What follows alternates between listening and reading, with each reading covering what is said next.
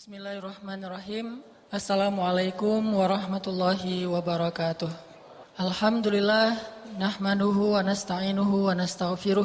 Asyhadu an la ilaha illallah wahdahu la syarikalah wa asyhadu anna Muhammadan abduhu wa rasuluh. Radina billahi rabba wa bi Muhammadin nabiyya wa bil islami dina. Allahumma salli wa sallim wa barik ala sayyidina Muhammad wa ala alihi wa sahbihi ajma'in.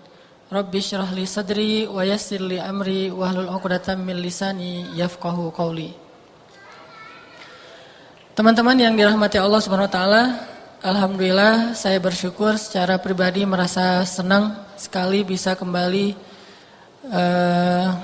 duduk di antara syababul Islam, pemuda-pemuda Islam, dan mudah-mudahan semuanya adalah syababu al-jannah, pemuda surga.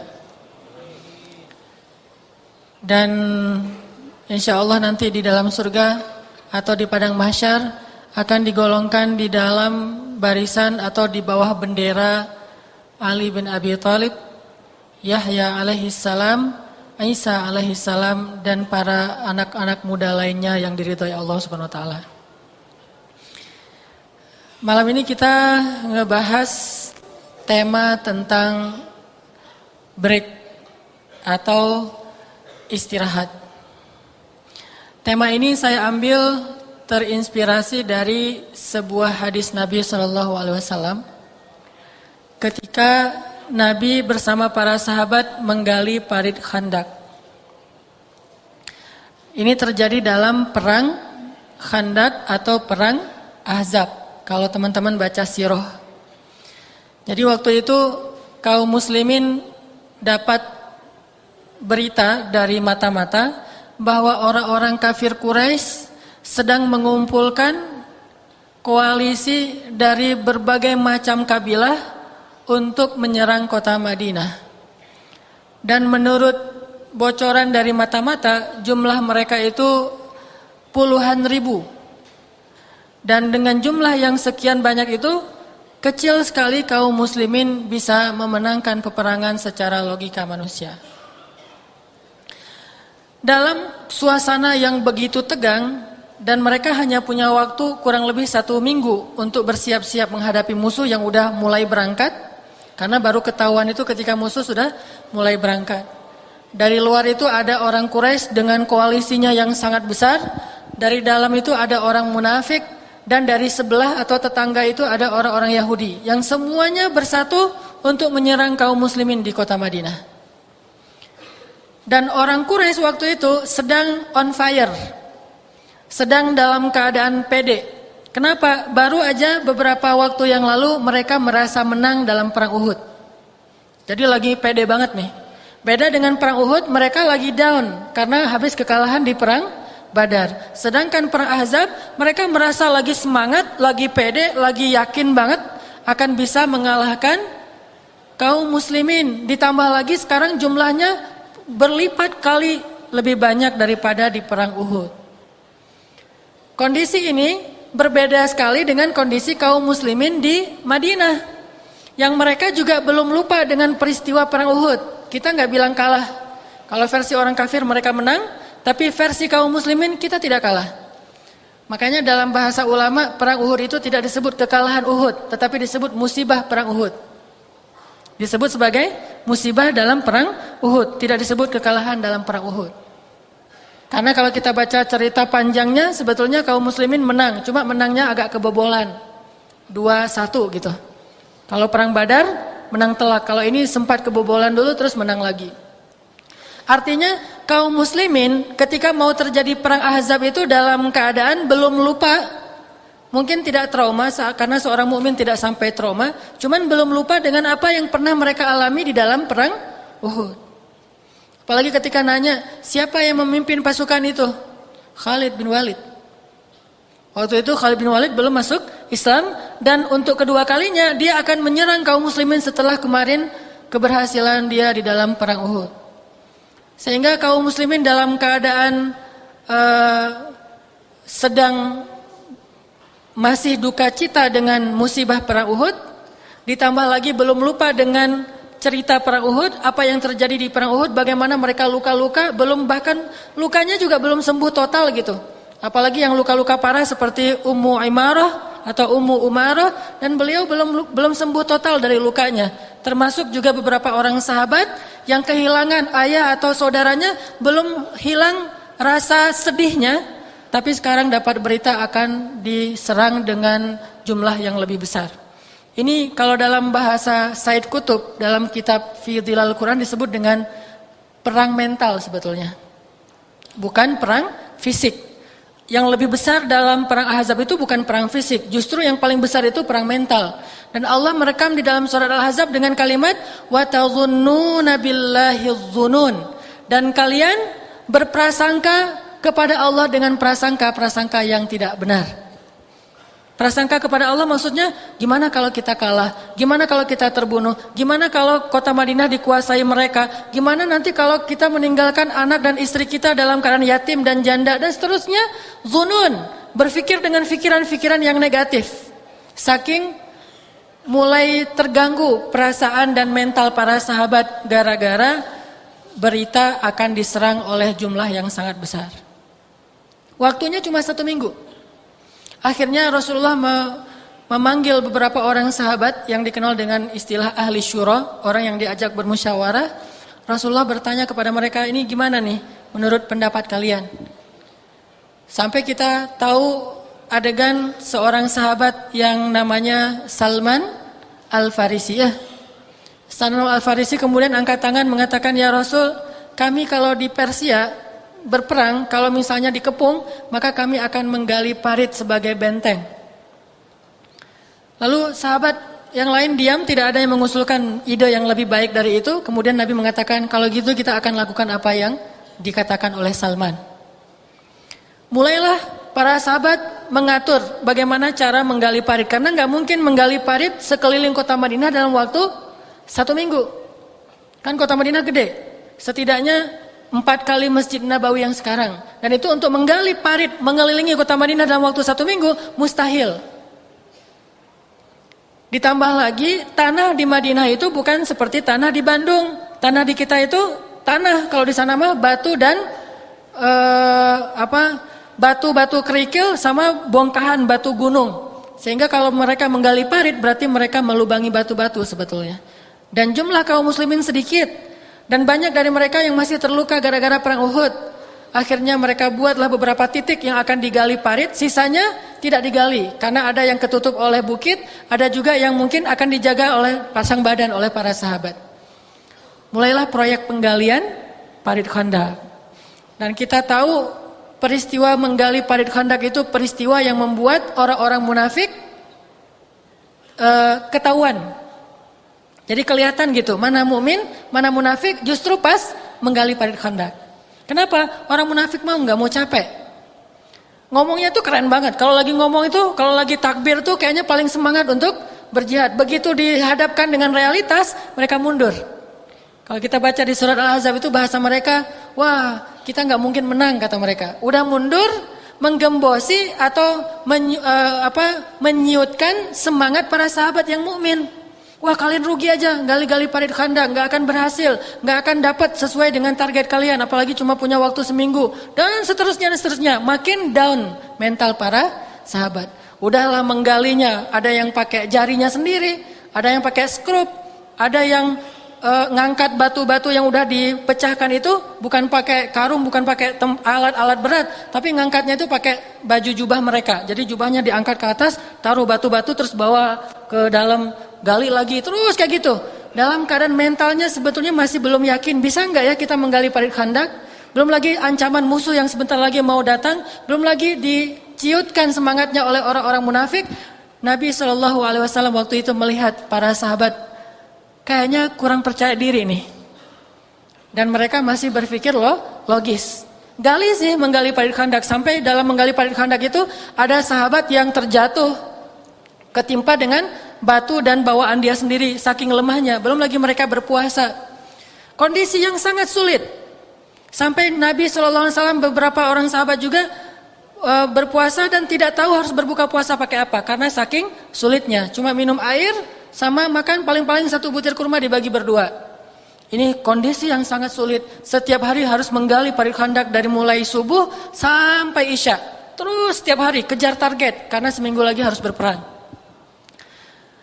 Di hari-hari terakhir ketika mereka udah di puncak lelahnya, udah di puncak hampir putus asa, udah dalam keadaan sangat lemah, di hari terakhir itu ada tepatnya 2 peristiwa yang Allah tunjukkan kepada para sahabat untuk menyemangati mereka semuanya. Tapi sebelum peristiwa ini terjadi, ada satu adegan kecil yang orang nggak terlalu memperhatikan, tetapi adegan inilah yang menjadikan banyak peristiwa-peristiwa besar itu terjadi dalam perang Ahzab. Kuncinya ada di adegan kecil ini. Apa adegan kecil ini? Suatu hari siang bolong ketika para sahabat dalam keadaan lelah sekali bekerja, tiba-tiba Nabi mengatakan kepada Bilal, "Ya Bilal, arihna bis shalah." Wahai Bilal, istirahatkanlah kami dengan salat. Maksud Nabi istirahat di dalam hadis ini bukan cuma istirahat fisik, tetapi juga istirahat mental, istirahat perasaan, istirahat pikiran. Istirahatkanlah kami ya Bilal dengan salat. Yang kita menyebutnya dengan break. Yuk kita nge-break dulu yuk gitu. Mungkin kalau bagi kita istirahat kita dari suatu urusan yang berat itu nge-breaknya ngapain? Ngopi ya. Kita bisa minum kopi, minum teh, atau minum minuman yang bersoda walaupun itu nggak baik buat kesehatan. Karena menurut kita mah itu apalagi dia misalnya dingin gitu bisa mendinginkan otak yang tadi benar-benar dalam keadaan rush, dalam keadaan banyak masalah. Akhirnya kita break dulu. Kita ngapain kalau kita nge-break? Break kita mah ngopi, bala-bala, ngobrol. Apalagi kalau yang diobrolin itu tentang hal-hal yang sifatnya seru, fun gitu. Sehingga waktu break itu waktu yang paling ditunggu ya. Saya juga pernah kemarin ngisi di salah satu perusahaan, di perusahaan Eger di daerah Kopo yang ke sana gitu ya. Kopo yang selatannya. Nah, di perusahaan Eger itu saya dapat satu bocoran dari teman-teman di dalam, katanya setiap beberapa jam sekali mereka break, dan breaknya itu dengan cara kayak sejenis senam. Mereka menggerak-gerakkan tubuh mereka biar lebih fresh lagi, karena tadi kan duduk aja ya mikirin, jadi kayak tadi ngahuleng gitu, ngahuleng desain Eger yang terbaru gimana, bikin branding dan segala macam. Akhirnya karena mereka udah lelah, breaknya adalah dengan menggerakkan tubuh biar lebih segar lagi, terus teriak-teriak, mengucapkan kalimat-kalimat yang memotivasi, sugesti, sebutlah misalnya juara atau bisa atau apapun, dan itu diadopsi dari beberapa yang dilakukan oleh perusahaan Jepang di negara mereka atau di Eropa, dan juga para motivator-motivator internasional dan juga nasional. Akhirnya mereka mengadakan break per hari itu sekitar 5 kali, dari pagi sampai sore. Breaknya itu sekitar 5 kali. Untuk bisa terus semangat dan kualitas kerjanya itu bagus. Nah, ternyata Rasulullah SAW bersama para sahabat punya break yang luar biasa. Mungkin bahasanya sederhana, istirahatkan kami dengan sholat. Tapi pertanyaan saya, bisa nggak sih kita istirahat dengan sholat?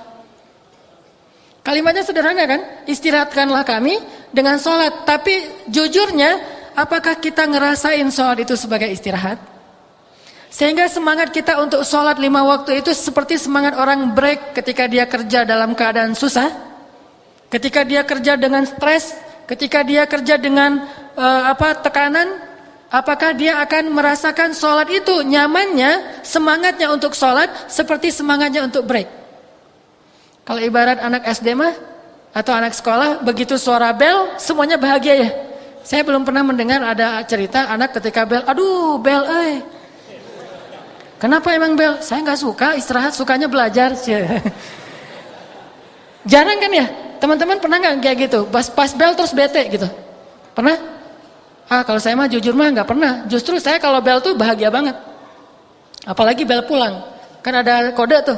Bel istirahat sama bel pulang. Kalau bel pulang, wah itu mah guru lupa udah. Biasanya kalau pulang itu salam dulu sama guru, cium tangan dan segala macam. Udah ada hilang satu-satu. Gurunya Kenapa? Bahagia.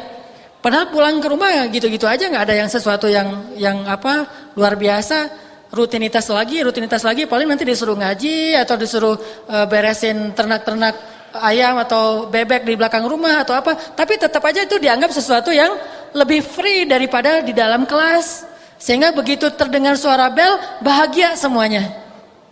Apakah kita punya kebahagiaan yang sama begitu mendengar hayya 'alas shalah? Ini pelajaran yang kita pengen bahas malam ini. Gimana caranya kita mendengar azan dan datang ke masjid setiap waktu itu semangatnya kayak orang break ketika dia bekerja. Apalagi kalau kita tahu pas break itu ada yang mau traktirin kita makan. Kan lebih enak tuh. Nanti pas break kita makan di luar ya, saya yang traktirin, saya hari ini ulang tahun. Kan itu seru tuh. Pasti kita nyogokin orang yang tekan bel. Kamu tekan bel jangan lama-lama teing. Udah aja jam 9 bel deh gitu.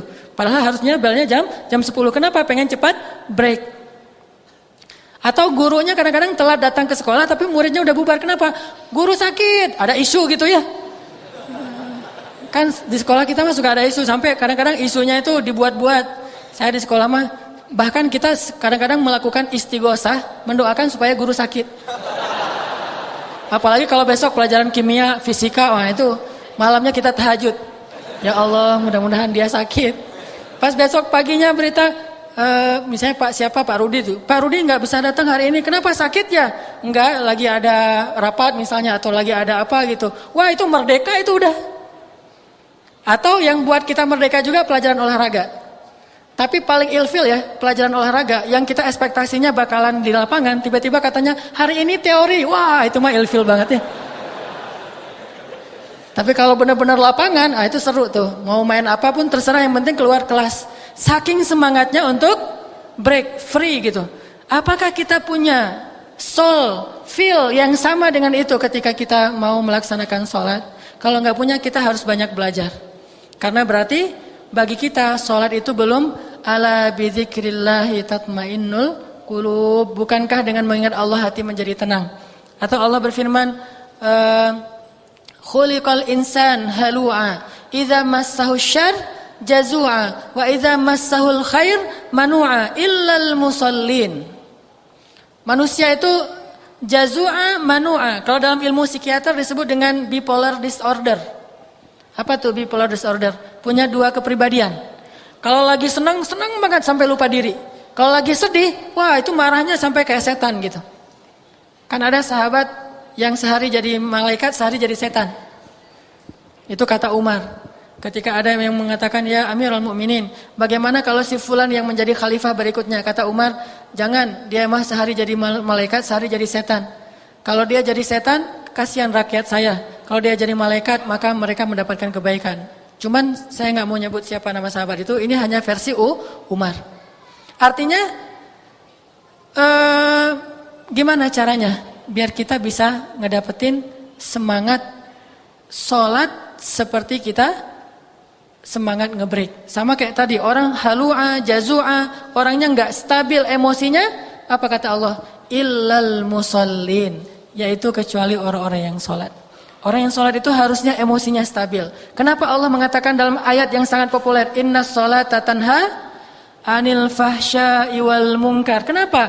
Karena sholat itu benar-benar menyegarkan dan menstabilkan diri seseorang, baik zahir ataupun batin, baik biologis bahkan psikologisnya. Gimana caranya?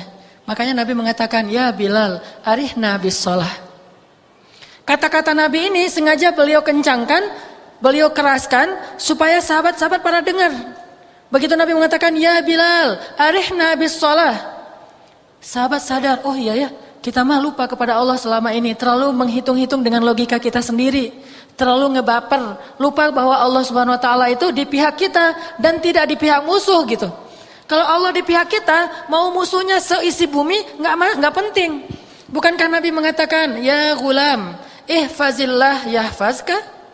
Wahai anakku, jaga Allah, Allah jaga kamu. Kalau seluruh bumi ini memusuhi kamu, mereka tidak bisa mencelakai kamu kecuali dengan seizin Allah. Jadi ketika Nabi bilang arihna bis sholah ya Bilal, baru sahabat mulai ngeh. Oh iya ya, Allah kan di pihak kita, yuk kita libatin Allah yuk. Selama ini kita udah pakai strategi ini, taktik itu, musyawarah. Tapi kita belum ngelibatin Allah. Itu masalahnya. Makanya kita sedih, makanya kita khawatir, makanya kita labil, makanya kita lemah. Karena kita belum melibatkan Allah dalam urusan kita. Baru melibatkan makhluk. Ya Salman, gimana ini? Kata Salman gali parit. Ya Utsman, gimana menggali parit? Akhirnya Utsman dan Salman bikin semacam arsitek gitu, gimana cara menggali parit yang efektif. Kemudian ya Umar, gimana prajurit? Ya Ali, gimana para petarung dan seterusnya. Kita libatkan semua manusia, tapi kita belum melibatkan Rabbun Nas, Tuhannya manusia. Akhirnya ketika Nabi mengatakan ya Bilal arih Nabi sholat, sahabat sadar, oh ini masalah kita nih. Kita belum melibatkan Allah dalam urusan kita. Akhirnya Bilal pun ngerti, langsung Allahu Akbar, Allahu Akbar. Hayya 'alas shalah, hayya 'alas shalah. Pas di kalimat hayya 'alal falah, semuanya serentak berdiri, semuanya bangkit, semuanya berwudu karena kalimat hayya 'alal falah. Ayo kita menuju kemenangan. Kalian mau menang dalam perang ini ketika kalian dikeroyok oleh semua kabilah, hayya 'alal falah. Ayo kita menuju kemenangan. Gimana caranya? Datang dan bersujudlah kepada pemilik alam semesta. Dia di pihak kita. Yadullahi fawqa aydihim. Tangan Allah di atas tangan para sahabat. Akhirnya wudu. Semuanya sholat serentak bersama Rasulullah SAW. Begitu selesai sholat, mereka semuanya berdoa kepada Allah. Setelah selesai itu mereka menjadi tenang. Dan ketenangan saat ini penting. Dan tenang di sini artinya bukan malas, tenang di sini menjadi mantap gitu, nggak ragu lagi dan mereka yakin pasti akan mendapatkan pertolongan Allah setelah melibatkan Allah. Baru aja selesai sholat terjadi mukjizat. Ini busyra, berita gembira, janji Allah kepada orang yang break pakai sholat. Apa berita gembiranya? Ada seorang sahabat memecahkan batu nggak bisa. Dia pecahin gak bisa, dia panggil temannya rame-rame mencahin batu itu gak bisa. Akhirnya manggil Rasulullah. Ya Rasulullah, ini ada batu besar sekali dan tidak bisa dipecahkan. Gimana ya Rasul? Akhirnya Rasulullah mengatakan pinggir, biasa yang pecahkan dengan seizin Allah. Ambil alat untuk memecahkan batu, Nabi bertakbir, Bismillah, Allahu Akbar. Ketika Nabi menghentakkan alat itu ke batu, keluar kilatan cahaya. Dan Nabi mengatakan, telah terbebas Rum. Lalu dipecahkan lagi, keluar lagi kilatan cahaya, terbebas Persia. Dipecahkan lagi, kita mendapatkan Yaman. Setelah selesai itu Nabi mengatakan, wahai kaum muslimin berbahagialah bahwa Allah menjanjikan untuk kalian 3 kemenangan besar. Bukan cuma ini mah sepele. Tapi 3 kemenangan besar. Pertama, kalian akan mengalahkan Romawi. Kedua, akan mengalahkan Persia. Dan ketiga, kalian akan mendapatkan Yaman. Dan aku melihat gerbang Yaman. Artinya apa? Kalau itu kalian dapatkan, maka ini pasti kalian dapatkan. Karena ini hanya hal kecil dan tangga menuju kepada kemenangan yang lebih besar. Jadi Nabi nggak mengatakan, wahai kaum muslimin, kalian akan menang dalam perang ini, enggak. Tapi kalian akan menang yang lebih besar dari ini. Jadi ini pasti menang. Itu berita gembira setelah mereka break dengan sholat. Pertanyaan lagi, apakah kita dapat berita gembira itu setelah sholat? Kalau belum, sholat lagi. Berarti sholat kita belum sempurna. Kalau belum dapat berita gembira, belum menjadikan hati kita mantap, berarti kita sholatnya belum sempurna. Sholat lagi aja. Ini berita pertama. Kejadian mukjizat kedua, setelah sholat, malamnya seorang sahabat Nabi, kalau nggak salah namanya Jabir, tapi nanti dicek lagi, saya udah lupa, udah lama sekali cerita ini. Jabir bin Abdullah pulang ke rumahnya, dia bilang ke istrinya, wahai istriku, ada apa di rumah kita? Memangnya kenapa wahai Jabir? Saya pengen ngundang Rasulullah untuk makan di rumah kita malam ini buka puasa. Karena kasihan Rasulullah udah selama ini buka puasanya tuh gak jelas makan apa. Paling cuma makan korma, itu juga paling banyak 1 butir. Sedangkan sahurnya cuma minum air putih. Saya pengen masak daging sama bikin roti dan menjamu Rasulullah dengan 10 orang sahabat berbuka di rumah kita. Apakah kita punya sesuatu? Kata istri Jabir, oh ada seekor domba kecil yang cukup hanya untuk 10 orang. Kecil banget kayak baru lahir gitu. Yang lain gak punya. Sama gandum yang kalau dibuat roti paling-paling cuma bisa untuk 3 lembar roti. Akhirnya kata Jabir, ya udah gak apa-apa. Saya akan potong domba, saya akan masakkan daging, kamu yang bikin roti ya, kata Jabir kepada istrinya. Oh ya, dibuatin. Sore hari Jabir datang ke tempat menggali parit khandak nyari Rasulullah. Terus Jabir bilang gini, ya Rasulullah, Saya dan keluarga mengundang Rasul bersama 10 orang sahabat makan di rumah saya malam ini.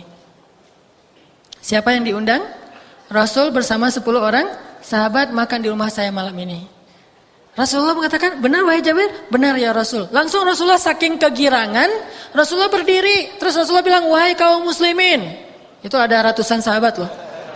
Wahai kaum muslimin, Jabir ngundang kita makan malam di rumahnya. Wah, langsung Jabir stres. Rasulullah kegirangan. Wahai kaum muslimin, dan kaum muslimin yang Rasulullah ajak makan malam bersama itu pada lapar. Karena berminggu-minggu mereka dalam keadaan susah. Ketika tahu berita itu langsung semuanya bertakbir, pede lagi tuh. Allahu Akbar, Allahu Akbar. Wah, senang. Jabir yang sendiri nggak bertakbir. Pulang dia ke rumahnya. Langsung pulang, terus dia bilang, innalillahi wa inna ilaihi raji'un, kata dia. Kata istrinya, kenapa kamu bertarajuk ya Jabir? Tarajuk itu mengucapkan innalillah, kayak ada musibah gitu. Kenapa kamu tarajuk ya Jabir, ada musibah apa? Innalillahi wa inna ilaihi raji'un, la haula wala quwata illa billah, kata Jabir. Wahai istriku, yang akan datang itu bukan cuma Rasul bersama 10 orang sahabat, tapi satu rombongan yang mereka itu semuanya lapar-lapar, ada ratusan orang. Siapa yang mengundang mereka, kata istrinya? Bukan saya yang ngundang Rasul, saya emang ngundang 10 orang doang, Rasul aja yang ngundang mereka. Apa kata istrinya? Wahai Jabir, kalau Rasul yang mengundang, biarkan mereka datang. Allah dan Rasul lebih tahu. Gak usah khawatir. Paling-paling kalau kurang ntar kita telepon warung Padang. Gak usah khawatir. Nanti Allah dan Rasul lebih tahu lah buat kita. Sami'na wa ata'na aja. Oh gitu? Tapi yang datang banyak nih. Gak apa-apa, sami'na wa ata'na. Udah.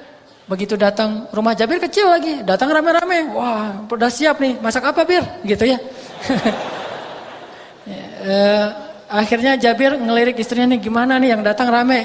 Kata Jabir, ya Rasulullah, rumah saya kecil. Kata Rasulullah, ya nggak apa-apa, kita duduk di luar aja. Wah, Rasulullah semuanya disuruh duduk di luar, sampai penuh kayak halaman kayak masjid ini, jadi rame nih. Bayangin kita belum makan berhari-hari, terus tiba-tiba ada yang bilang, yuk makan malam di rumah saya, kan senang banget tuh ya. Itu benar-benar break gitu mah. Akhirnya Rasulullah mengatakan kepada Jabir, Jabir bawa makanan itu ke sini. Jabir bawa dengan tidak percaya. Aduh, ini gimana? Untung aja dia nggak bilang ke istrinya, sisain dikit dong buat kita, ntar nggak ada kebagian gitu ya. Untung Jabir nggak ngomong kayak gitu. Kalau dia ngomong kayak gitu pasti nggak ada mujizat. Karena dia yakin sama Rasulullah, walaupun secara manusiawi agak berpikir, dia datang bawa kayak talam gitu, di dalamnya ada kambing ditutup, terus sama roti beberapa lembar. Kata Rasulullah, ya Jabir, bagikan makanan ini kepada seluruh kaum muslimin, tapi dengan syarat mereka tidak boleh membuka tutupnya, hanya mengambil dari bawah kain dan tidak boleh membuka. Wah, bukan dia makan berdua dengan Rasulullah dulu, yang lain nungguin, enggak, ini suruh bagi dulu dan mereka belakangan. Akhirnya Jabir dalam wajah yang agak-agak kurang nyaman gitu ya, wajah nggak percaya, dia bagi, ada yang ngambil dagingnya gede lagi, wah dapat yang gede nih, pahanya apa, Jabir, aduh, wah ini mah bagian yang kesukaan saya. Bayangin kita pas Idul Adha, baru pertama kali kurban, itu kan beda ya dengan udah biasa kurban. Kalau pertama kali kurban, semangatnya itu bukan semangat berkurban, semangat saya pengen dapat paha depan. Itu pertama banget kurban, karena ngerasa ini kambing saya, ini mah sapi saya pengen ngambil bagian yang saya suka, terserah saya dong. Begitu dicincang-cincang kecil-kecil sama petugas gitu, kita ngelihat yang tadi bagian dagingnya kemana, yang ini bagian kakinya dibawa kemana. Akhirnya kita, wah repot kan ya, pengen ngambil bagian yang kita suka. Begitu juga Jabir, dia bagi ke sahabat, ada yang ngambil, dapat roti 1, dapat roti 2, dapat roti 3. Jabir makin lama makin bingung, nih kenapa gak habis-habis nih. Yang ngambil udah mulai puluhan, akhirnya ratusan. Setelah semuanya ngambil dan makan, mereka pulang. Tempatnya tuh masih menggunduk gitu, masih kayak penuh. Kemudian ketika semuanya udah pulang, tinggallah Rasulullah, Jabir dan istrinya. Rasulullah mengatakan, sekarang tinggal kita. Wahai Jabir, bukalah. Pas dibuka oleh Jabir, Jabir dan istrinya langsung bertakbir, karena ngelihat tidak ada satu potong daging pun yang berkurang. Ini berita gembira untuk mereka setelah sholat. Akhirnya Jabir makan bersama Rasulullah. Rasulullah makannya kan gak banyak. Jabir makan. Udah gitu udah kenyang. Kata Rasulullah, Jabir ambil lagi. Enggak ya Rasulullah udah kenyang. Ambil lagi. Diambil lagi sama dia. Udah kenyang. Ya Jabir ambil lagi. Makan lagi. Kata Jabir, ya Rasulullah udah terlalu kenyang. Ambil lagi. Makan. Kata Rasul. Wah. Akhirnya Jabir minta ampun. Ya Rasulullah ampun. Saya udah kenyang sekali. Ya Jabir. Sesungguhnya kalau kamu merasa kekurangan makanan, maka jadikanlah makanan itu untuk dimakan bersama-sama. Jadi satukan gitu, jangan makan sendiri-sendiri kalau kita kekurangan makanan. Ini peristiwa kedua yang menjadi berita gembira, penyemangat buat sahabat bahwa mereka akan menang dalam perang Ahzab. Jadi itu membantah semua fitnahnya orang munafik, orang Yahudi, sehingga kaum muslimin jadi pede gitu gara-gara peristiwa itu.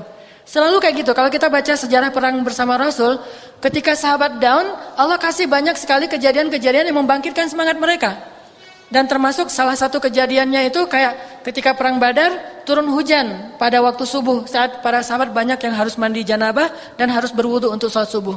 Gak ada air, Allah turunkan hujan. Hujannya khusus untuk mereka aja, hujan lokal banget gitu ya. Jadi hujannya itu cuma daerah situ doang, yang daerah musuh gak ada hujan. Ini mukjizat dan ini adalah penyemangat, berita gembira bagi hamba-hamba Allah yang mau melibatkan Allah. Jadi kalau kita melibatkan Allah, Allah nggak akan mengecewakan kita. Masih ingat kisah siapa yang pernah pekan yang sebelumnya? Kisah siapa? Kisah Siti Hajar. Ya, ketika Siti Hajar ditinggal oleh Ibrahim di tengah padang pasir, terus Siti Hajar bertanya apa? Ya Ibrahim, kenapa engkau tinggalkan kami di sini? Ibrahim menjawab, tidak, karena pertanyaannya salah. Tapi begitu pertanyaannya dirubah, ya Ibrahim, Allahu amaraka bihadza? Apakah Allah yang menyuruhmu melakukan ini? Kata Siti Hajar. Baru Ibrahim mengangguk dan mengatakan, ya ini perintah Allah. Ketika Ibrahim mengatakan ini perintah Allah, apa kata-kata Siti Hajar? Idzan la yudayyi'an Allah. Kalau gitu Allah enggak akan mengecewakan kami. Berangkatlah wahai suamiku. Jadi kalau udah melibatkan Allah, urusan mah jadi mudah. Kita sering memudahkan urusan kita kalau ngelibatin duit. Padahal duit itu tidak selalu bisa memudahkan urusan kita. Apakah kita bisa membeli kesembuhan ketika kita sakit? Banyak orang kaya yang tidak mampu membeli kesembuhan walaupun dia punya dunia dan seisinya. Bahkan mereka tidak mampu membeli kesembuhan dari penyakit yang sedikit saja. Tapi ada orang yang miskin, yang hanya dengan minum air putih, kemudian dia diruqyah membaca Al-Fatihah, Allah beri kesembuhan. Artinya, kita belajar yakin sama Allah untuk melibatkan Allah di dalam sholat.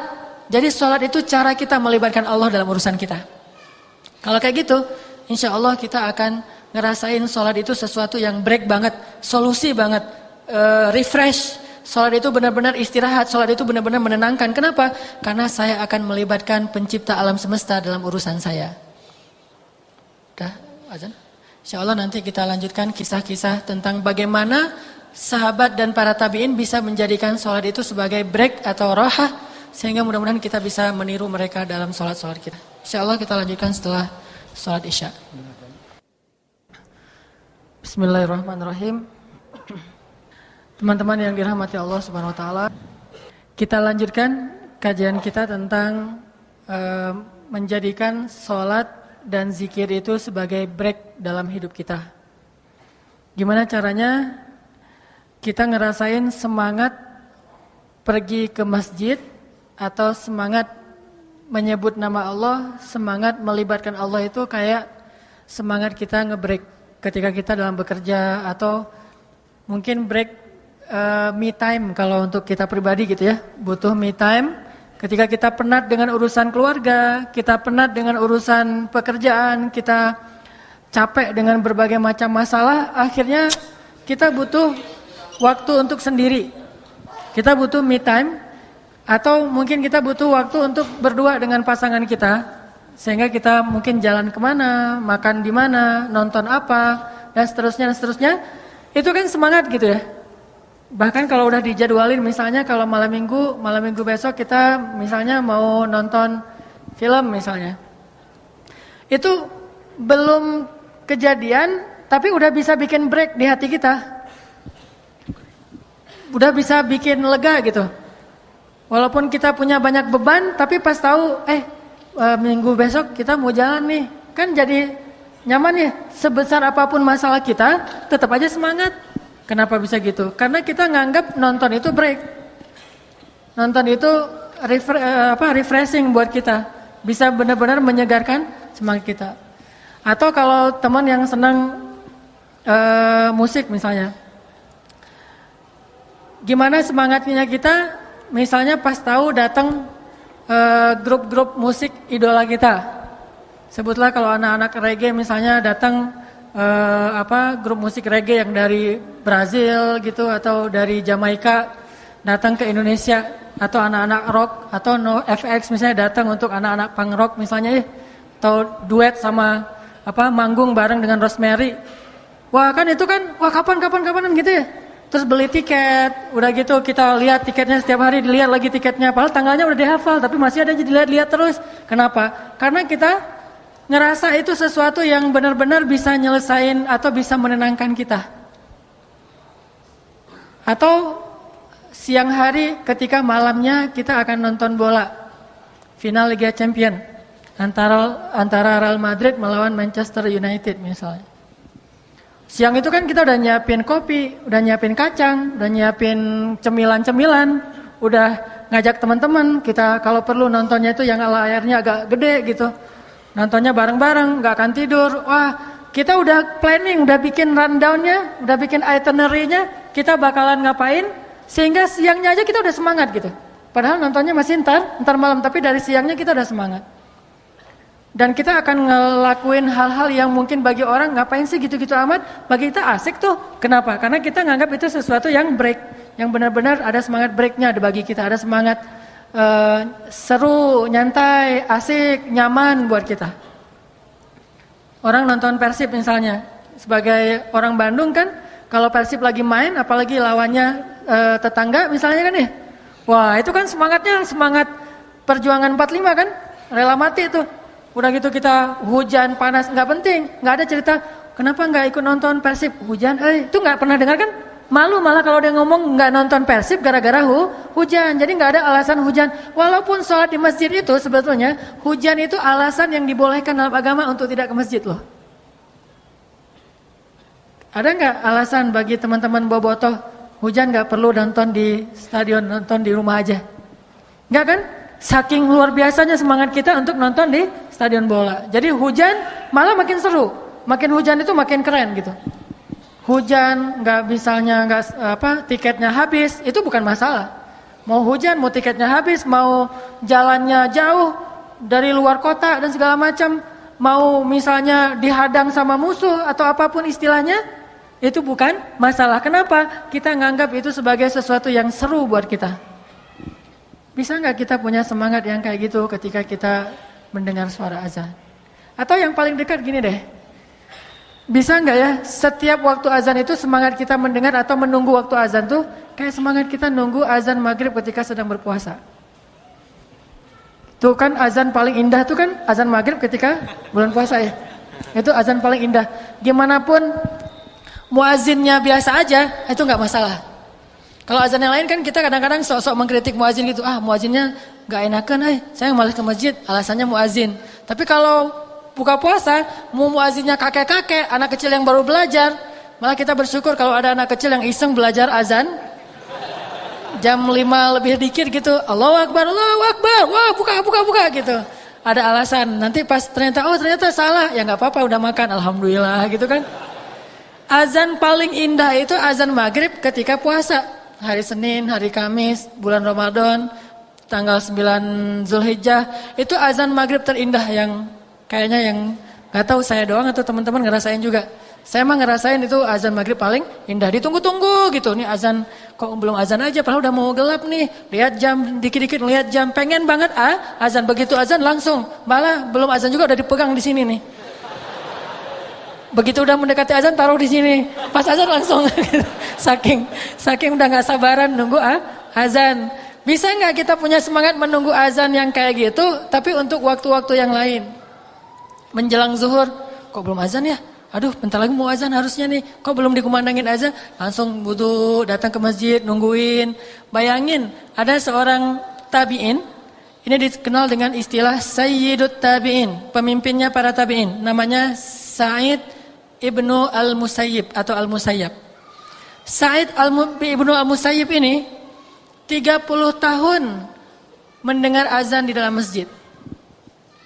Maksud mendengar azan dalam masjid, dia tidak berkumandang azan di Madinah kecuali Sa'id ada di dalam masjid.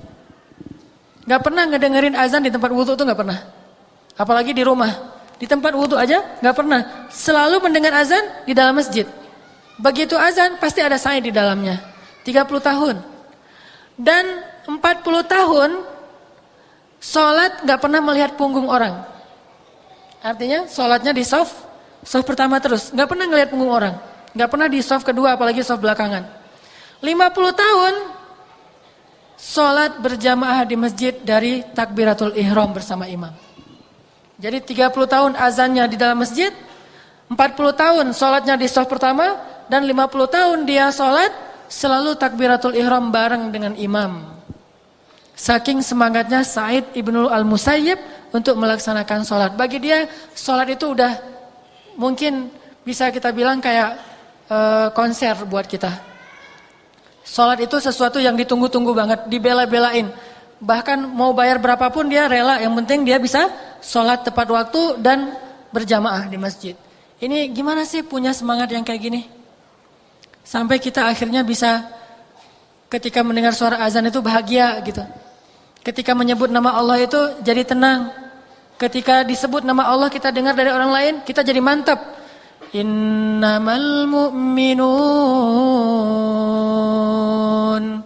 Innamal mu'minuna alladzina idza dzukirallahu wajilat qulubuhum.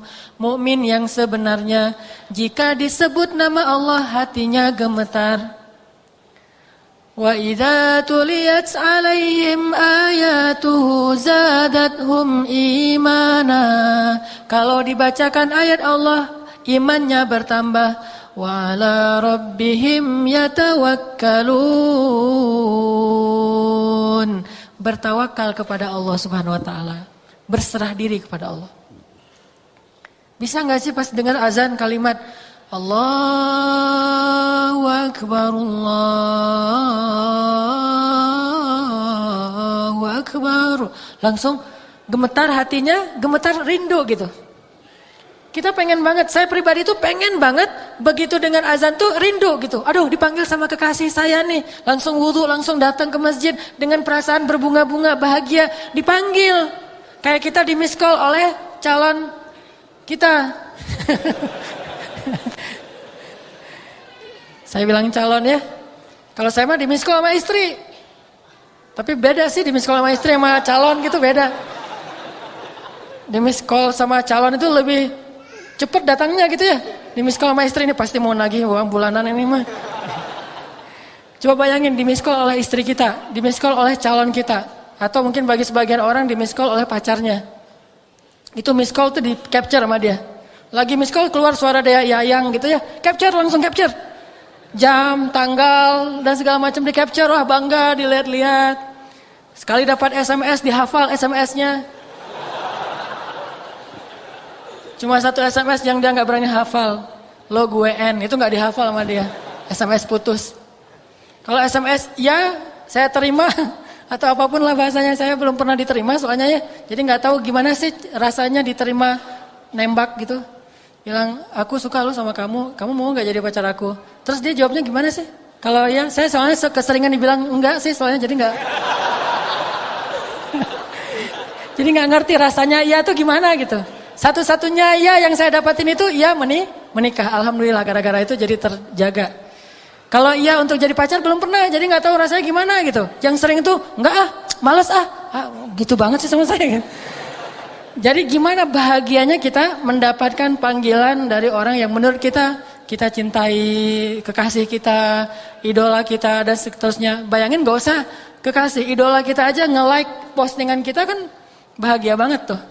Ada 1000 like, 999 itu gak berarti tanpa yang satu itu. Like dari idola kita banget gitu.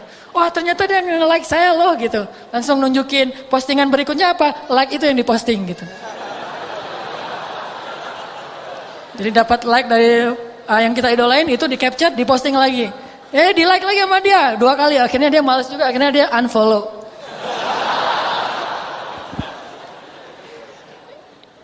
Gimana caranya biar kita bisa punya semangat kayak gitu ketika mendengar suara azan? Pertama, kita harus belajar butuh sama Allah. Karena kalau kita butuh, pasti kita akan nunggu-nunggu nih. Kalau kita ngerasa butuh sama Allah, pasti kita akan lebih ringan untuk datang kepada Allah. Analogi paling gampang tuh, saat kita dalam banyak masalah kan kita jadi gampang sholat ya. Kalau lagi banyak masalah, sholatnya khusyuk. Lagi banyak masalah, tahajud, berapa juz? 1 juz, aduh gak ada yang 2 juz ya. Gitu, kalau lagi diputusin nyari yang 2 juz. Kalau lagi nyambung nyarinya yang 2 ayat. Gak ada yang 2 juz, saya lagi pengen yang 2 juz, jangan yang 1 juz, di Al-Latif mah cuma 1 juz doang. Saya pengen yang 1 rakaatnya itu 3 lembar. Jadi 10 rakaat, 10 rakaat itu 3 juz, 30 lembar. Oh ada tuh, di mana? Di Mekah kata dia. Atau di Baghdad. Nah artinya, kok bisa ketika kita lagi banyak masalah, sholatnya ringan? Coba, pas lagi banyak masalah pasti ke masjidnya rajin kan? Wudu langsung udah ada di masjid, malah kita sering nunggu-nunggu muazin, begitu muazin telat dikit aja langsung kita yang azan. Azannya baper lagi tuh. Hayalah sholahnya, hayalah sholah. Perhatiin gue dong gitu ya. Yeah. Hayalah sholahnya irama kurdi, tapi kurdi yang paling baper. Kalau kurdi kan hayya 'alas shalah.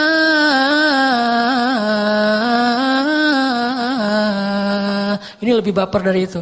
Sampai ada serak-serak basahnya. Udah gitu saking bapernya panjang, keputus lagi napasnya, di akhirnya gitu. Ini semangat ke masjid. Kok bisa? Karena kita ngerasa butuh sama Allah. Ya Allah, lembutkanlah hati bapaknya supaya bapaknya itu butuh kan? Jadi semangat. Lagi banyak hutang. Ya Allah, mudahkanlah saya dalam membayar hutang. Kalau perlu, tolong lembutkan hati orang itu supaya melunaskan hutang saya. Gitu.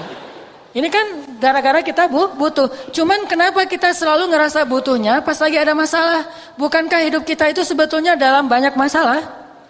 Dan masalah itu sebagian besarnya kita belum sadari karena belum terjadi mungkin. Kita selalu butuh Allah Subhanahu wa taala dan kadang Allah bahkan bukan kadang sering Allah itu menolong kita, menyelamatkan kita dari banyak masalah tanpa kita sadari sehingga kita pikir nggak ada masalah. Padahal masalah itu datang kepada kita, Allah Allah bentengi kita dengan sholat kita yang sebelumnya. Sehingga pas masalah datang, akhirnya dia mental lagi. Datang lagi masalah, hilang lagi, datang lagi. Itu lebih sering daripada masalah yang udah datang kepada kita, kemudian Allah angkat setelah kita ngerasain. Malah lebih sering kita belum sempat merasakan masalah, udah Allah angkat masalahnya. Cuman kita nggak sadar. Makanya Allah mengatakan, Yas'aluhu man fis samawati wal ard. Kulla yaumin huwa fi sya'n. Setiap hari Allah sibuk mengangkat masalah dari hambanya. Ada yang diangkat masalah setelah hamba itu merasakannya sehari, 2 hari, setahun, 2 tahun. Ada yang diangkat masalah itu sebelum hamba itu merasakan masalah ini. Jadi sering justru Allah itu sebetulnya menghindarkan kita dari masalah, menghindarkan kita dari kecelakaan, menghindarkan kita dari musibah, menghindarkan kita dari kerugian, menghindarkan kita dari sakit, penyakit. Sering menghindarkan kita dari banyak hal. Cuman Allah gak pernah ngomong gini, hei hambaku, ini udah ya satu masalah aku hindarin nih. Kamu bersyukur gak sih? Ya bersyukur Allah, alhamdulillah gitu. Terus ini hambaku, kalau Allah mau ngomong kayak gitu, kayaknya kita gak sempat ngapa-ngapain. Kenapa? Sehari mungkin 1000 kali Allah akan ngomong kayak gitu kepada kita. Dihindarkan. Baik masalah yang menimpa kita secara personal ataupun masalah yang menimpa kita secara kolosal. Baca deh sains tentang astronomi. Dalam semalam itu berapa asteroid atau komet atau bintang jatuh ke bumi yang terhindar oleh kebesaran Allah Subhanahu wa taala. Bayangin ukuran mobil aja.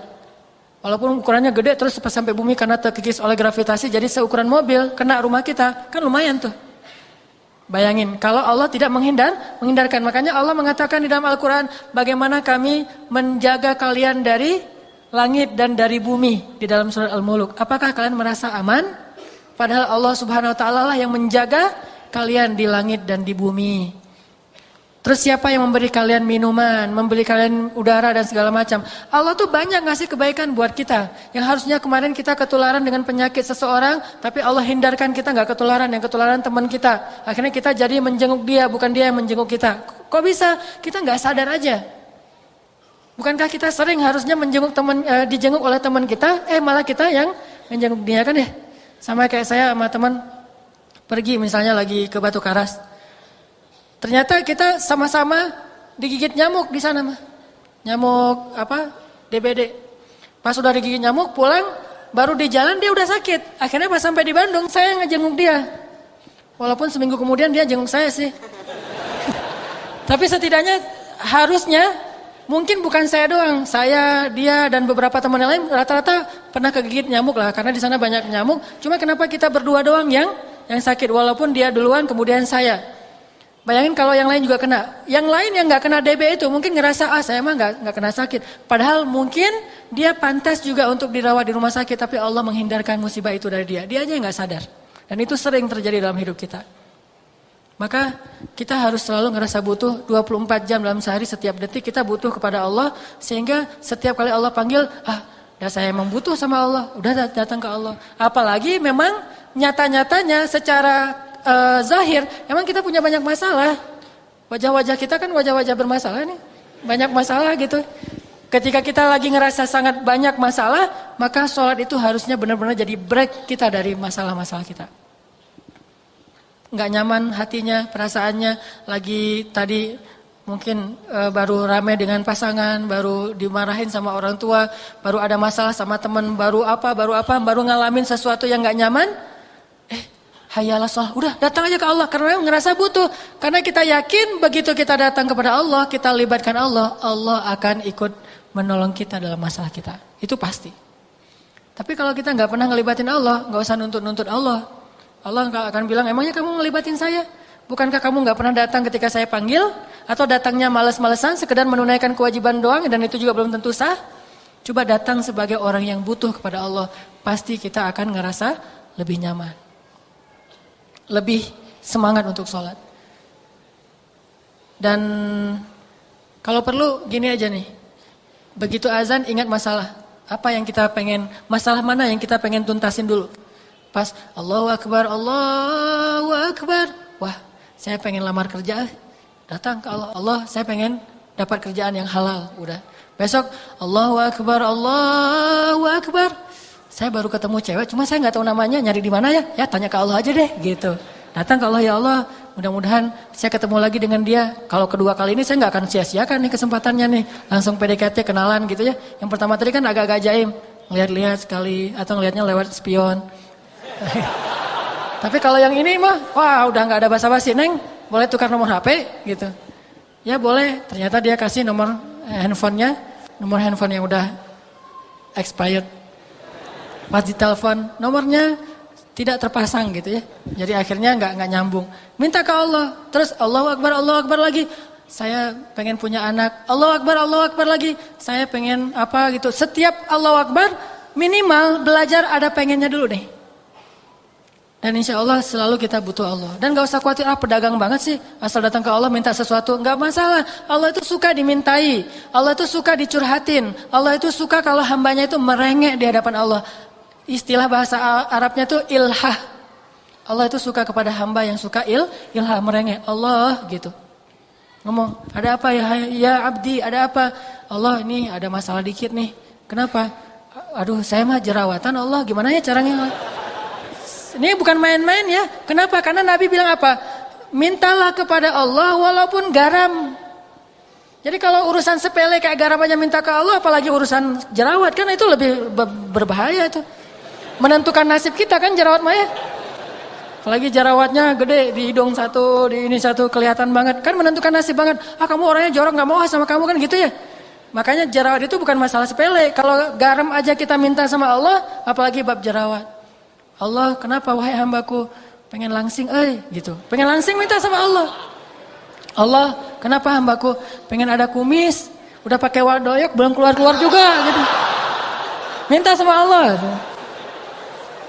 Bukan kumis, mungkin janggut kali ya. Saya pengen ikut sunnah ya Allah, cuman saya mah bukan ingkar sunnah, memang nggak ada kumis ya Allah, udah nggak ada janggut, udah dikasih banyak segala macam kemiri, wadoyok, segalanya belum keluar juga sehelai gini ya Allah, malah jadi aneh gitu.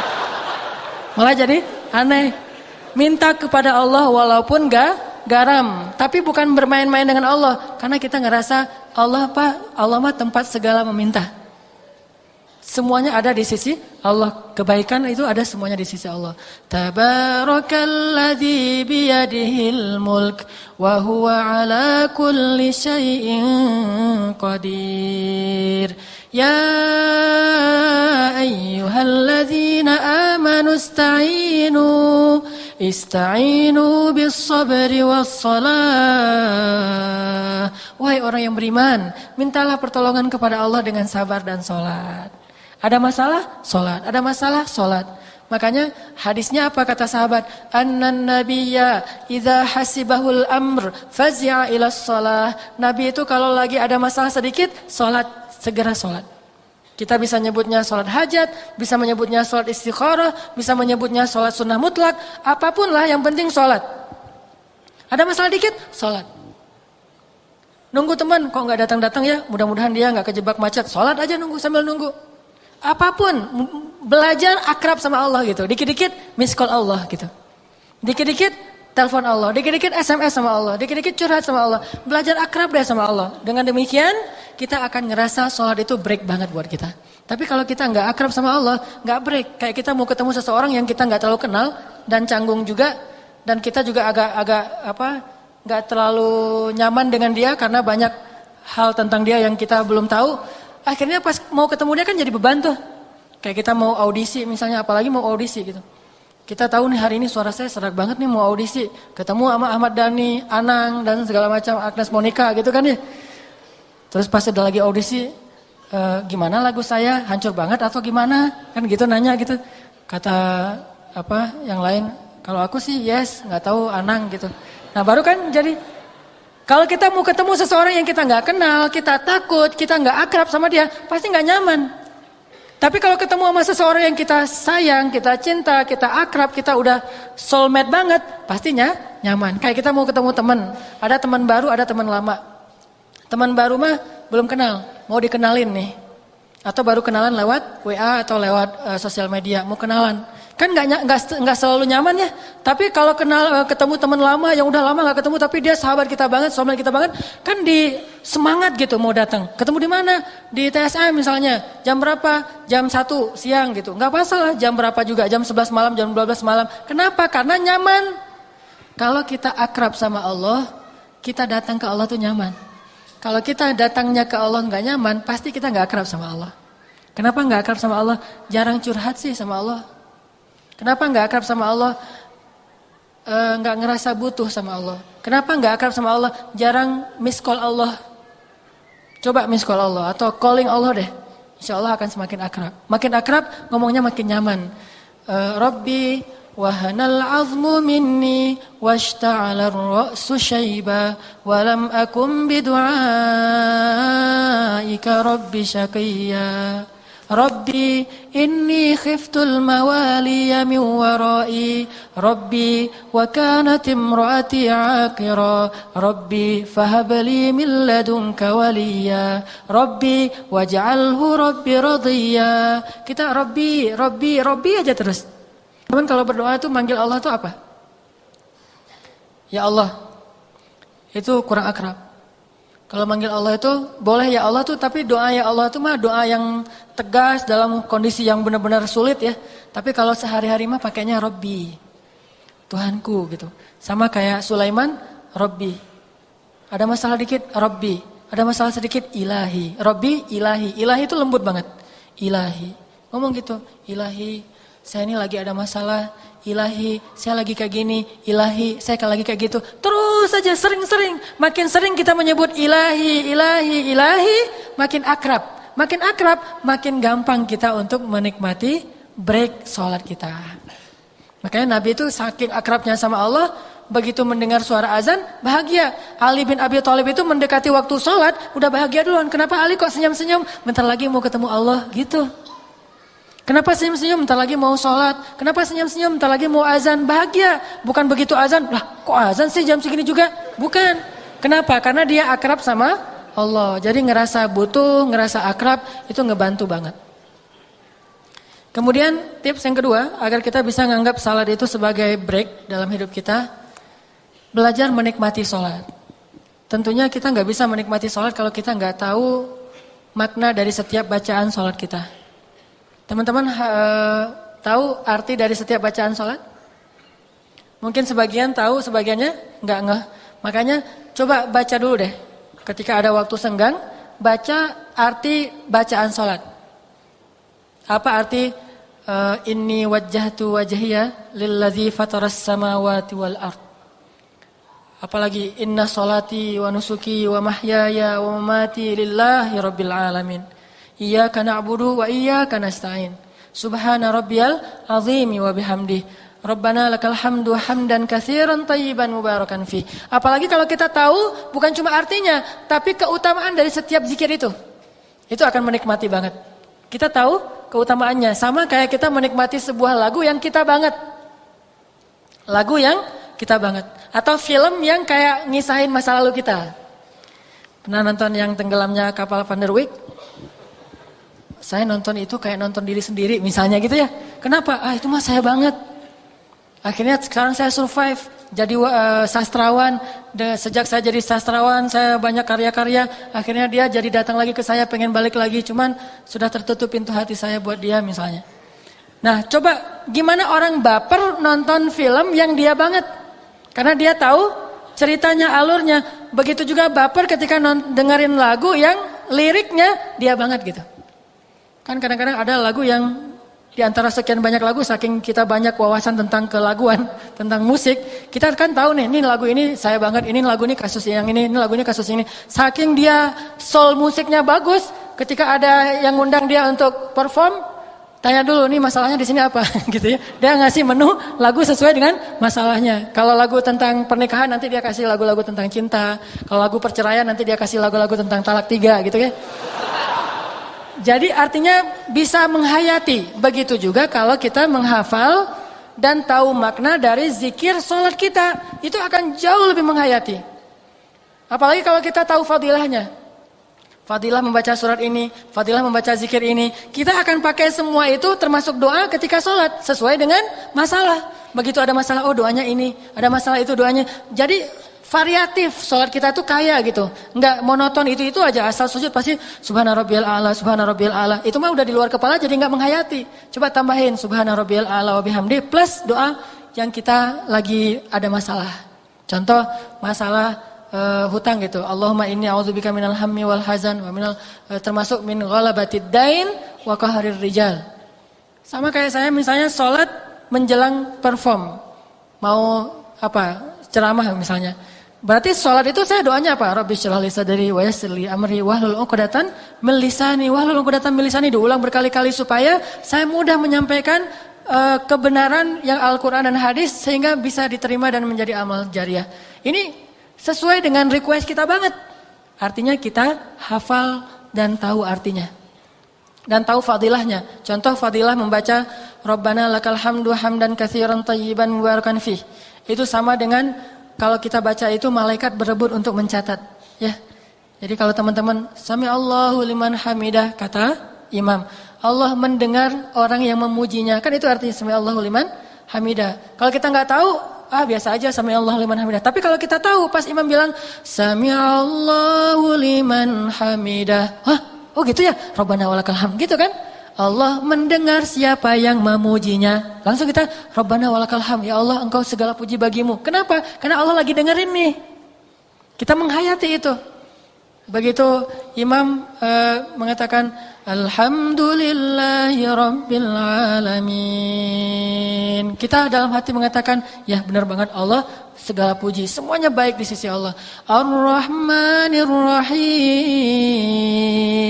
Kita maknai dalam hati kita. Maliki Yaumiddin. Ya Allah pada hari itu selamatkan saya. Yaumuddin, hari kiamat. Iyyaka na'budu wa iyyaka nasta'in. Kita bilang dalam hati kita, emang siapa lagi selain Engkau ya Allah? Kan di situ mengatakan, hanya kepadamu kami menyembah, hanya kepadamu kami memohon pertolongan. Terus kita membatin, siapa lagi selain Engkau ya Allah? Engkaulah satu-satunya. Kalau kita sibuk kayak gitu, sholat kita tuh akan nikmat banget. Sholat kita tuh akan dihayati banget. Sehingga karena kita menikmati sholat, kita jadi larut. Ketika kita larut, perasaan kita larut, spiritual kita larut, Allah Subhanahu wa Ta'ala akan mendatangkan ketenangan. Yang ketenangan itu sebetulnya solusi paling konkret untuk masalah-masalah kita. Nih, ada contoh dari generasi tabi'in. Namanya Urwah bin Zubair. Tahu Urwah bin Zubair? Anak siapa? Anak Pak Zubair. Urwah bin Zubair. Cucunya siapa? Cucunya Abu Bakar As-Siddiq. Generasi kedua, namanya generasi tabi'in. Nah, Urwah bin Zubair di usianya yang sekitar 60-an tahun pernah diuji oleh Allah dengan sakit, kalau di zaman sekarang mungkin mirip dengan kanker, tapi di kakinya atau tumor gitu ya di kaki. Sehingga para tabib yang diundang ke istana raja, waktu itu dia lagi diundang ke istana raja di Damaskus, sampai di sana ketahuan dia sakit, akhirnya dirawat di sana di Damaskus, nggak pulang ke Madinah. Raja ngundang tabib-tabib ahli dari semua negeri, termasuk dari Cina gitu. Kalau sekarang mungkin dokter spesialis, ngundang nih dokter-dokter. Pas diundang di istana raja, para dokter ini, tim dokter menyimpulkan kakinya Urwah harus diamputasi. Kenapa? Karena tumornya itu udah tumor ganas. Kalau nggak diamputasi, nanti virusnya, bakterinya akan menjalar ke seluruh tubuh. Akhirnya mereka bilang ke Urwah, ya Urwah, kakimu itu sudah parah dan harus diamputasi. Bagaimana pendapatmu? Kata Urwah, lakukanlah apa yang menurut kalian baik. Saya berlindung kepada Allah SWT. Udah, akhirnya siap nih, tim dokter udah siap mau amputasi Urwah. Dibaringkanlah Urwah di atas tempat tidur. Lalu mereka bawa satu botol minuman khamar. Kata tabib, ya Urwah, minum ini. Apa ini? Kata Urwah, ini khamar. Ma'azallah, kata Urwah, demi Allah saya tidak akan minum khamar. Kata dokter-dokter, ini minum ini supaya kamu teler sehingga gak merasakan sakit ketika dipotong kakimu. Kata dia, demi Allah saya tidak mau sembuh dengan cara yang Allah tidak ridhoi. Lagi pula kalau pikiran saya hilang, bagaimana saya akan mengingat Allah? Kata Urwah. Ya udah, kalau kamu nggak mau dengan barang yang haram, ini ganti aja bius. Tadi ditawarin pertama kamar nggak mau, sekarang bius. Kami kasih kamu bius, dia kayak apa? Diusap di wajahnya, di hidungnya, kemudian dia nanti pingsan. Ini apa ini bius? Kalau kamu pakai ini, kamu akan pingsan, nggak sadarkan diri, sehingga kamu nggak ngerasain sakit ketika diamputasi. Apa kata Urwah? Demi Allah, sakit itu adalah kifarat dosa, dan saya tidak mau kehilangan kifarat dosa dengan cara tidak merasakan sakit ketika dipotong kaki saya. Saya akan belajar bersabar sehingga rasa sakit itu akan mengkifarat dosa-dosa saya. Kalau kita bilangnya, kifarat dosa kan banyak, bisa istighfar, bisa taubat, bisa ngapain harus gitu-gitu amat kan ya? Enggak, orang-orang soleh enggak akan memilih untuk mendapatkan kebaikan apapun, karena saking tamaknya kepada kebaikan dia ambil apapun kesempatannya. Saya mau ngerasain sakit supaya mengkifarat dosa, kata dia. Terus gimana ini? Enggak mau pakai bius? Enggak mau minum khamar, apalagi? Ya udah, panggil orang-orang, laki-laki banyak dipanggil masuk ke ruang itu. Kata Urwah, ngapain itu laki-laki pada masuk ke sini? Untuk memegang kamu, supaya kamu tidak meronta-ronta ketika dipotong kakimu. Demi Allah, saya tidak butuh mereka. Udah, suruh keluar aja. Terus gimana? Saya akan sholat aja. Mudah-mudahan dengan sholat saya akan kuat. Bayangin, sholat itulah biusnya. Begitu mau dipotong, udah disiapin pisau untuk kulit, pisau untuk daging, dan gergaji untuk tulang. Gergaji loh. Dan gergajinya itu bukan gergaji kedokteran yang canggih sekarang. Gergaji besi itu tuh. Ditaruh di sebelah Urwah. Urwah ngeliatin, oh ini alat-alatnya. Wah, ini sholatnya harus panjang, ini mah 1 juz. Soalnya alatnya manual semua kan, jadi lama. Jadi sholatnya harus 1 juz. Allah, begitu saya udah sholat nanti kalian potong, kata Urwah. Ya, Allahu Akbar, sholat. Dalam satu riwayat disebut dia sholat, dalam satu riwayat disebut dia berzikir. Allahu alam. Dia sholat nih. Begitu mulai sholat, dokternya yang takut, dokternya yang khawatir nih, gimana nih? Belum pernah. Yang ngilu itu justru dokternya, bukan pasiennya gitu. Mulai diiris dikit-dikit. Pas pertama diiris, Urwah nahan gitu sakitnya. Kerasa sakitnya, cuma dia lebih sibuk dengan mengingat Allah daripada ngerasain sakit, bukannya nggak berasa. Karena kalau nggak berasa, saya agak-agak kurang percaya ya. Tapi berasa, buktinya nanti Urwah pingsan.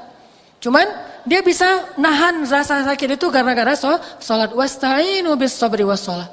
Akhirnya diiris kulitnya. Udah diiris kulitnya, mulai dagingnya. Kayak kita idul kurban gitu. Wah, irisnya ini mah setengah kilo atau sekilo. Di dagingnya yang paling berat itu begitu sampai di tulangnya, mulai diambil gergaji, sat, bunyi loh. Sampai orang di luar yang meriwayatkan kisah ini mengatakan kami ngilu mendengar suara gergaji itu memotong tulangnya Urwah bin Zubair. Bunyi itu, dia langsung terus dengan sholatnya. Begitu udah selesai, baru Urwah selesai sholat, assalamualaikum warahmatullahi wabarakatuh, dan kakinya udah terputus dan keringat dinginnya, air matanya. Lalu yang terakhir apa? Kakinya untuk menghentikan pendarahan akan dibenamkan di dalam minyak yang mendidih. Udah ada minyak mendidih di situ? Ya Urwah, ini tahapan terakhir. Apa? Minyak mendidih. Wah ya kalau gitu saya mau mengingat Allah lagi aja. Bukan sholat tapi zikir sekarang. La ilaha illallah, la ilaha illallah. Ditaruhlah minyak di bawah kakinya Urwah. Kakinya dibenamkan. Begitu dibenamkan dia mengatakan la ilaha illallah. Pingsan. Saking sakitnya Urwah bin Zubair. Pingsan dari pagi sampai sore dia baru bangun dari pingsannya. Dan kemudian ketika dia bangkit dia tanya di mana kaki saya yang satunya. Dia ambil, dia lihat kakinya, dia katakan demi Allah. Belum pernah saya pakai kaki ini untuk bermaksiat kepada Allah. Demi Allah belum pernah saya melangkahkan kaki ini ke tempat-tempat yang berdosa. Demi Allah kaki ini adalah kaki itu yang melangkahkan tubuh saya ke majelis ilmu, ke rumah Allah, salat berjamaah. Tetapi qadarullah dia akan mendahului saya menghadap Allah dan insya Allah saya akan menyusul. Kata Urwah bin Zubair, innas salat itulah yang menguatkan mereka. Qad aflahal mu'minun. Beruntung orang yang mukmin. Siapa? Alladzina hum fi salatihim khashi'un. Urwah bin Zubair menikmati salatnya. Saking nikmatnya salat sampai dia bisa menahan sakitnya di gergaji tulangnya dalam proses amputasi. Tidak lama kemudian untuk menguatkan kesabaran Urwah, datang seorang laki-laki mengadu kepada Urwah. Dia curhat juga masalah dia. Dia bilang, ya Urwah, sebetulnya masalah kamu itu sepele dibandingkan masalah saya. Apa masalahmu wahai laki-laki? Kata dia, saya itu seorang ayah yang punya 7 orang anak. Punya seorang istri, punya banyak ternak. Kami tinggal di sebuah padang pasir. Hingga suatu hari, sekian tahun kami hidup bahagia, tidak kekurangan apapun, hingga satu hari datanglah ujian dari Allah. Hari itu terjadi badai padang pasir dan kita tahu badai padang pasir itu bisa menenggelamkan kota ya, bukan cuma rumah, kota aja tenggelam gitu. Riyadh, ibu kota Arab Saudi itu sering setengahnya itu hilang gara-gara badai padang pasir. Nah, terjadi badai padang pasir sampai akhirnya dalam badai itu saya kehilangan istri saya kehilangan 6 orang anak saya kehilangan rumah saya, dan saya kehilangan seluruh ternak-ternak saya kecuali tinggal 1 onta saja. Jadi yang masih selamat cuma 1 anak yang paling kecil masih bayi sama 1 ekor onta. Rumahnya habis, istrinya hilang nggak tahu di mana, anak-anaknya juga hilang. Dia cari-cari nggak tahu, udah tertimbun dengan pasir dan meninggal dunia dalam 1 hari. Kehilangan 6 orang anak dan 1 orang istrinya.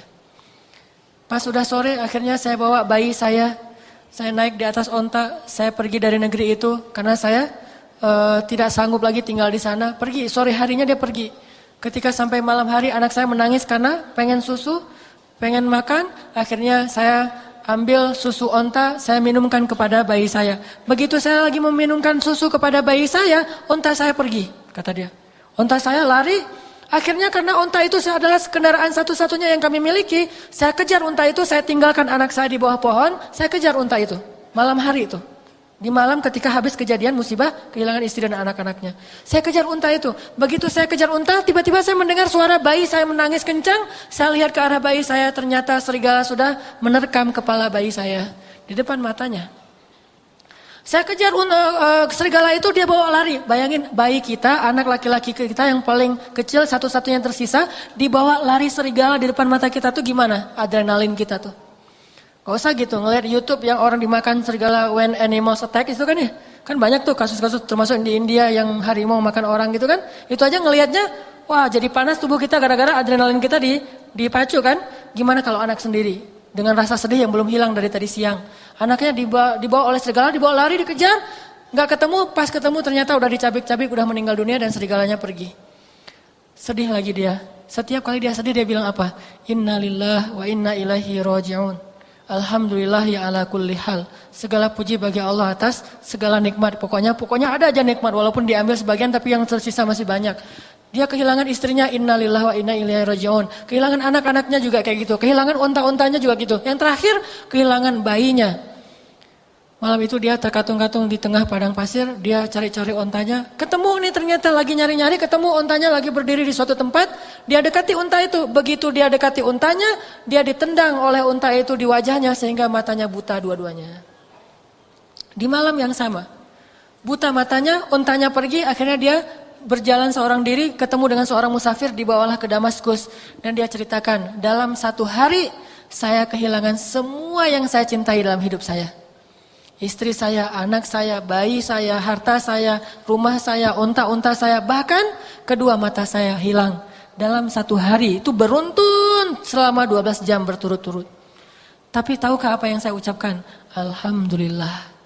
Maka mendengar cerita ini dari seorang laki-laki, Urwah bin Zubair menangis dan merasa malu pada Allah. Ya Allah, maafkan saya terlalu cengeng, terlalu manja untuk menangis dan tidak bersyukur, padahal nikmat yang Engkau berikan kepada saya jauh lebih besar daripada musibah yang baru saja Engkau timpakan. Ini artinya, ya ayyuhalladzina amanu ista'inu bis sabri was salah. Minta pertolongan Allah dengan sabar dan salat. Insya Allah kalau kita menikmati salat kita, ada hajat yang kita pengen adukan kepada pemilik alam semesta, salat kita akan jadi break. Ada hajat. Tapi kalau kita nggak ngerasa butuh apapun, nggak punya hajat kepada Allah, kita nggak akan ngerasa salat kita itu cuma beban. Ngapain sih manggil-manggil salat, orang lagi sibuk juga. Tapi kalau kita ngerasa emang kita butuh Allah, gimana pun kita sibuk, Allah lebih kita butuhkan daripada urusan duniawi. Jadi mudah-mudahan dengan demikian kita belajar menjadikan sholat sebagai break dalam hidup kita. Bahagia ketika waktu sholat tiba, sebagaimana kita bahagia ketika waktu istirahat atau waktu entertain kita tiba dalam hidup kita. Jadi sholat itu mudah-mudahan semangatnya semangat entertain, tapi dilakukannya secara serius, khusyuk dan ibadah. Walaupun semangatnya semangat entertain.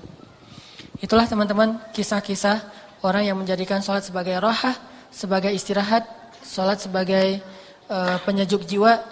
Mudah-mudahan kita bisa mengambil pelajaran darinya.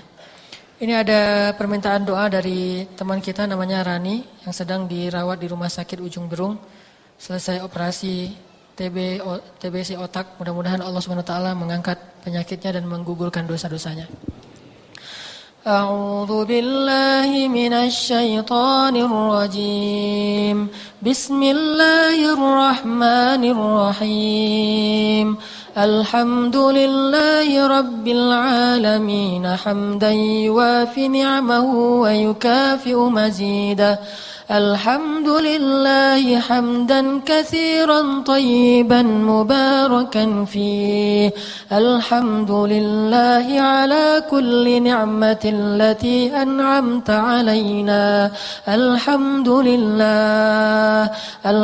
لله على كل حال الحمد لله على نعمة الإسلام الحمد لله على نعمة الإيمان الحمد لله على نعمة العلم الحمد لله على هذا المجلس المبارك الحمد لله اللهم اجعل جمعنا هذا جمعا مرحوما وتفرقنا من بعده تفرقا معصوما اللهم ارحمنا بالإسلام وارحمنا بالإيمان وارحمنا بالقرآن اللهم اجعل القرآن ربيع قلوبنا اللهم ارزقنا تلاوة القرآن اللهم ارزقنا تلاوة القرآن آناء الليل وأطراف النهار اللهم اجعل القرآن ربيع قلوبنا اللهم اجعل القرآن زيادة لنا في إيماننا اللهم زد لنا إيمانا بالقرآن اللهم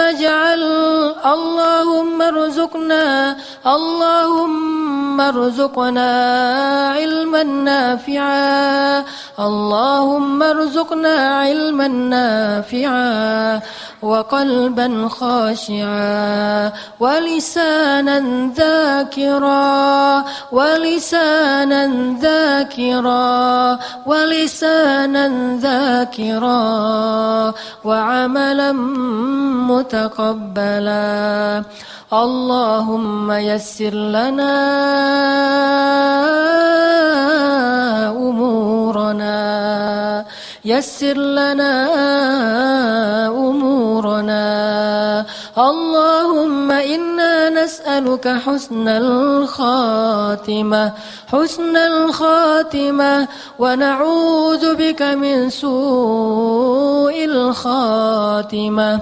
اللهم اجعل خير أيامنا يوم نلقاك وخير أعمالنا خواتمها. اللهم ربنا آتنا من لدنك رحمة وهيئ لنا من أمرنا رشدا واجعل لنا من كل ضيق مخرجا ومن كل هم فرجا ومن كل عسر يسرا.